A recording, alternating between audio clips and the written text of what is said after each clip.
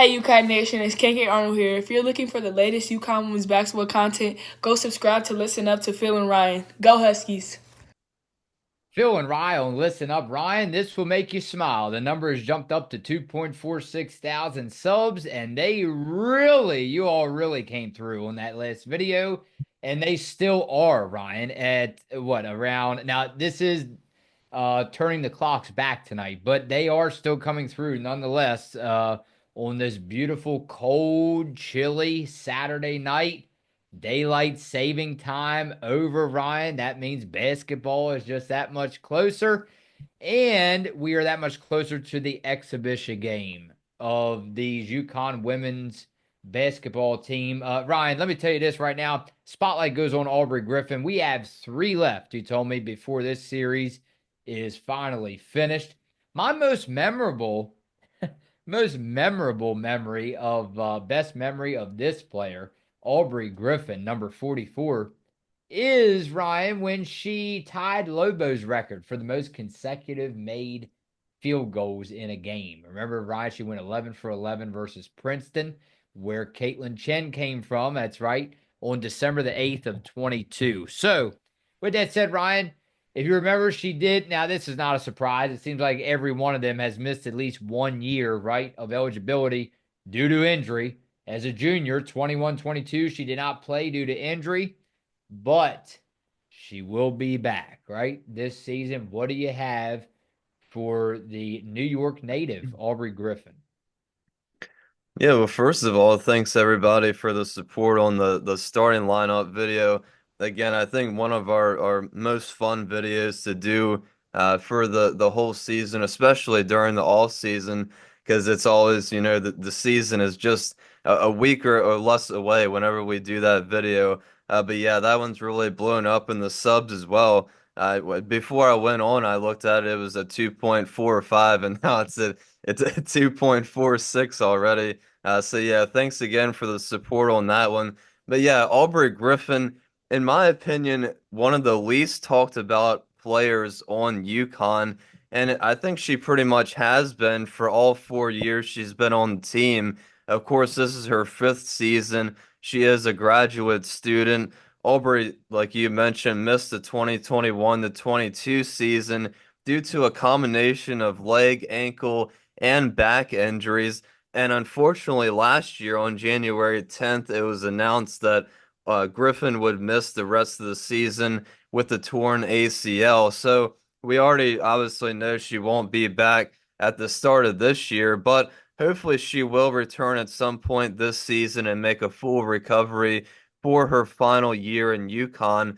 But despite the injuries Aubrey has gone through, she's been a very consistent player all 4 years on the team. First 2 years, she averaged about 7 points and 5 rebounds. In her two most recent seasons, she's averaged about 10 points and 6 rebounds per game. And I think part of the reason why she's talked about a little less than a lot of the players on this team is just because she's so consistent that we kind of expect this performance every single night out of her. And she always does seem to deliver, and she just plays her role very well, and she has all 4 seasons now, and she's not a very flashy player. She doesn't have a 30-point games, but like I said, she's just consistent, and really that's all you can ask for out of a player. Aubrey's just, in my opinion, all-around player that's good at multiple levels of the game, solid offensively, always hustling for the rebounds, good defensively, gets steals, and regular regularly seems to shut down the opponents that she's defending. So I really hope that Aubrey can return in time for at least a playoff run and kind of get warmed up a little bit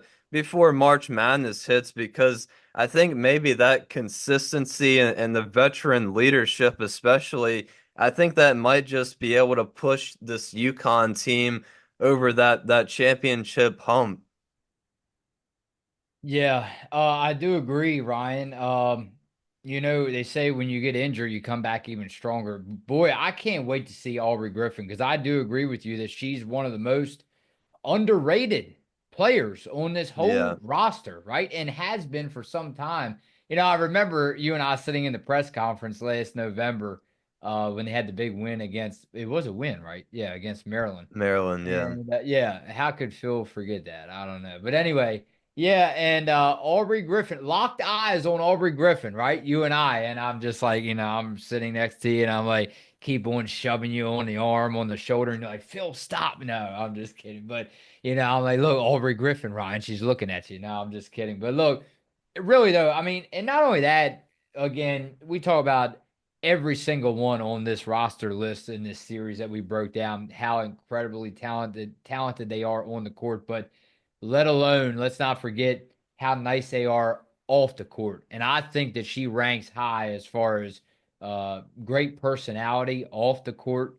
So again, we got to remember that they're humans too, right, Ryan? So I mean, not just athletes, but again, I think that, man, this is a great friend to have, in the basketball world and not in the basketball world, wherever you want to, wherever you want to meet her and talk to her, right? So, I mean, yeah, I think she could be a big difference this coming season. And I think, to be honest with you, I've said this, I find myself saying this about every one of them. I think that actually Aubrey Griffin has to step up some. I believe that, especially against these ranked opponents, the big games.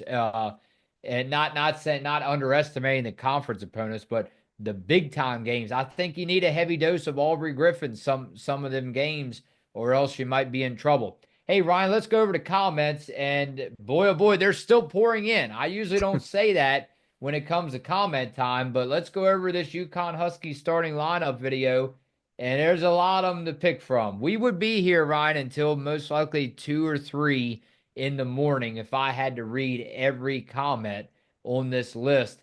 Who should I start off with first for Ryan here? Let's go over to a lot of names I haven't seen in a while. Ranger says, my update after listening to Gino. He brings up a good point. I also want to tell you, Ryan, all day today, you've been working, so you might not be aware. I saw a lot of faces today, a lot of faces from this roster. Gino, I believe, no, that's from 10 days ago. I'm sorry. But anyway, a lot of player interviews, and that's just another sign that the first game is right around the corner. Ranger said, my update after listening to Gino. Number 1, Beckers, Arnold, Shade, Sarah Strong, and then parentheses after Sarah Strong, Ryan, he put maybe Jana El Alfie, excuse me, and then number 5, Ice Brady. Ooh. Yeah, like I said when I revealed my starting five and said there's a couple players you can take in and out. I think a majority, like I said, it's Sarah Strong. I saw it in a lot of lineups. I think she could possibly easily be in the starting lineup and either replace Brady or El Alfie in my lineup. And I think Caitlin Chen as well. I mean, even though she obviously hasn't played a game yet for this UConn team. She's obviously been with them this whole off season, and another graduate student. She's next up on the list to break down for this team. But yeah, she could definitely be in the starting lineup as well. Jason, we didn't forget about you. I know we said come on before the season starts. How about you just join us for a game recap or a last check in? Ryan, I think that's all but better for Jason, right? He definitely deserves it. Jason said, I think Gino is going to want a second veteran on the hardwood with Paige. We can't have her multitasking as player and coach on the floor anymore. So I think it's Paige, Chen, Jana, Ice, and flip a coin whether Ash or KK starts. I'll take either one. Peace. Yeah, I don't disagree. I definitely don't disagree. I think Paige and Caitlin on the court at the same time in the starting lineup would do this team pretty good. I think having, like Jason said, that veteran leadership between both of them could work out really well for this team. And I think, like I said, Ashlyn or KK, whether they're both in the starting lineup or one of them comes off the bench. I think they're both kind of the same player in the way they make a similar impact on the game with their energy, the way they bring it to the court. So I think, if one of them is on the bench, I think that's going to work out fine for this team, the way they can just come into the game, kind of provide a big boost either on both sides of the ball, really. So I think that would be pretty good for this team as well. I love this, Ryan. It's the little things, and that's why we love everyone so much, right? David said Phil forgot to thank KK. Wow. Thanks for making me feel so bad, David. No, I'm just kidding. Look, Ryan, yeah, that's my job. That's my job. That's not Ryan's job. That's not anybody else's job. That is definitely my job because she went out of the way to record that, what is it, 10, 15-second promo video, Ryan. KK, thank you. Let's David, I appreciate that. Let's not ever forget to thank KK. How about one more, Ryan? The question is, T. Will said the question is, can the great Gino A manage all this talent to a championship team to beat? Oh, here we go again, Ryan. And it's not even officially in season yet. To beat South Carolina. Well, they definitely are the ones to beat from the past two seasons. So, but I think, it's kind of been a similar question about all the talent for the last 3 or 4 seasons or so.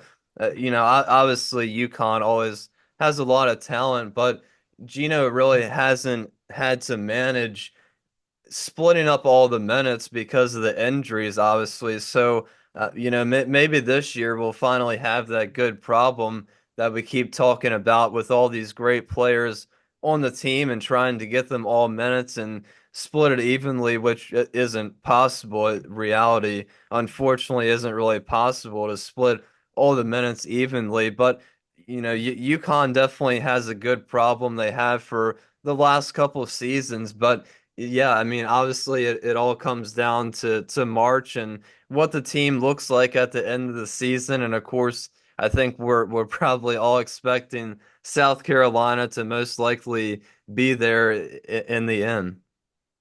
I will say this very quickly. We will not have a last check in or a game recap for the exhibition game. So, Ryan, you told me that the Wednesday morning, guys, this is unreal, right, Ryan? This sounds so weird.